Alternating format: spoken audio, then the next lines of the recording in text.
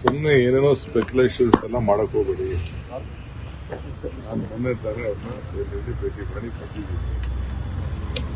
ಕಾಂಗ್ರೆಸ್ ಪಕ್ಷಕ್ಕೆ ಯಾವಾಗೆಲ್ಲ ಹಿರಿಯರ ಸಲಹೆ ಅವಶ್ಯಕತೆ ಇದೆ, ಮಾರ್ಗದರ್ಶನ ಅವಶ್ಯಕತೆ ಇದೆ, ಖಂಡಿತ ಭೇಟಿ ಮಾಡ್ತೀನಿ. ನಾನು 4 MLC ಸೀಟ್ನ ಅನೌನ್ಸ್ ಮಾಡಬೇಕು ಅಂತ ಪ್ರಪೋಸಲ್ಸ್ ಕೊಟ್ಟಿದ್ದೀನಿ ಗ್ರಾಜ್ಯುಯೇಟ್ ಕಾನ್ಸ್ಟಿಟ್ಯೂಷನ್ಗೆ. ಆ ವಿಚಾರದಲ್ಲಿ ನಿನ್ನೆಲ್ಲ ನಮ್ಮ MLCಗಳಿಗೆ ಯಾರ್ಯಾರು ಗ್ರಾಜ್ಯುಯೇಟ್ ಟೀಚರ್ ಕಾನ್ಸ್ಟಿಟ್ಯೂನ್ಸಿ ಇದ್ರು ಅವರೆಲ್ಲ ಇಲ್ಲಿ ಕರೆದು ಮಾತಾಡ್ತೀನಿ. ಅವ್ರಿಗೆಲ್ಲ ನಿಮ್ಮ ಏರಿಯಾನೆಲ್ಲ ವಹಿಸ್ಕೋಬೇಕು ಅಂತ ಹೇಳಿದ್ದೀನಿ. ಅವರೆಲ್ಲ ವಹಿಸ್ಕೊಂಡು ಕೆಲಸ ಮಾಡ್ತೀವಿ ಅಂತ ಹೇಳಿದ್ದಾರೆ.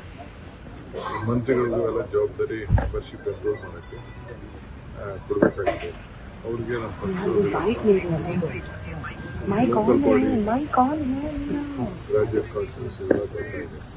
19ನೇ ತಾರೀಕು ಇಂದಿರಾ ಗಾಂಧಿ ಅವರ ಜನ್ಮದಿನ 369 ವಾರ್ಡನ್ನು ಅನೌನ್ಸ್ಮೆಂಟ್ ಮಾಡಿದ್ವಿ. ಅಪ್ಲಿಕೇಶನ್ ಕೂಡ ಈಗ ನಾವು ತೆಗೆದುಕೊಳ್ಬೇಕು. ಸೊ ಏನು ಮಾಡಬೇಕು ಅಂತೇಳಿ ನಾನು ಬೇರೆಯವ್ರನ್ನ ಕೇಳಿದ್ದೀನಿ. ಕೇಳ್ಬಿಟ್ಟು ಅದನ್ನು ನಾನು ಮುಂದುವರಿತೀನಿ. ಈಗ ಸೆಂಟ್ರಲ್ ಜೈಲಿಗೆ ಹೋಗಿದ್ದೆ. ನಮ್ಮ MLAಗಳು ಒಬ್ಬ ರಾಜಕೀಯವಾಗಿ ಅವರು ಬಹಳ ದೊಡ್ಡ ಷಡ್ಯಂತ್ರ ನಡೆಸಿ ಅವ್ರನ್ನ ಜೈಲಿಗೆ ಹಾಕಿದ್ದಾರೆ. ಅವರಿಬ್ಬರಿಗೂ ಮಾತಾಡಿ ಬೇರೆ ಹೇಳ್ಬಿಟ್ಟು ಸರ್, ಇವತ್ತು ಫೋನ್ ಮೂಲಕ ಖರ್ಗೆ ಅವ್ರ ಜೊತೆ CM ಅವರು ಮಾತಾಡಿದ್ದಾರೆ. ನಾಳೆ ಅವ್ರ ಭೇಟಿಗೆ ಏನೋ ಟೈಮ್ ಕೊಟ್ಟಿದ್ದಾರೆ ಅಂತೆ ಸರ್. ತಪ್ಪೇನಿದೆ? ಅವ್ರು ಮಾತಾಡ್ಬಾರ್ದ? ಮುಖ್ಯಮಂತ್ರಿಗಳು AICC ಅಧ್ಯಕ್ಷ ಅಂತ ಏನಾದ್ರು ಮಾತಾಡ್ಬೇಕು ಮಾತಾಡ್ತಾರೆ, ತಪ್ಪೇನಿದೆ. ಇವಾಗ ಸಾಕಷ್ಟು ಗೊಂದಲ ಕ್ರಿಯೇಟ್ ಆಗಿದೆ. ಯಾವ ಗೊಂದಲನೂ ಇಲ್ಲ, ಏನಿಲ್ಲ. ಗೊಂದಲ ಆಗಿರೋದು ನಿಮ್ಗೆ, ನನಗೂ ಗೊಂದಲ ಇಲ್ಲ, ಮುಖ್ಯಮಂತ್ರಿಗೂ ಗೊಂದಲ ಇಲ್ಲ.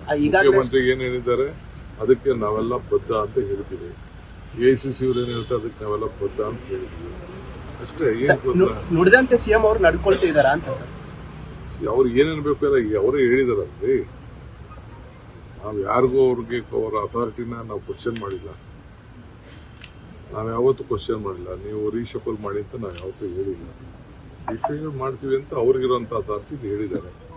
ಈ 5 ವರ್ಷ ಇರಲ್ಲ ಅಂತ ನಾವು ಯಾರೂ ಹೇಳಿಲ್ಲ. ನಾನು 5 ವರ್ಷ ಇರ್ತೀನಿ ಅಂತ ಹೇಳಿದ್ದಾರೆ. ದೊಡ್ಡವ್ರು ಹೇಳಿದ್ಮೇಲೆ ನಾವೆಲ್ಲ ಚಿಕ್ಕವರು ಅವ್ರ ಮಾತನ್ನ ಕೇಳ್ಕೊಂಡು ಗೌರವದಿಂದ ನಮ್ರತೆಯಿಂದ ನಾವೆಲ್ಲ ಇರಬೇಕು.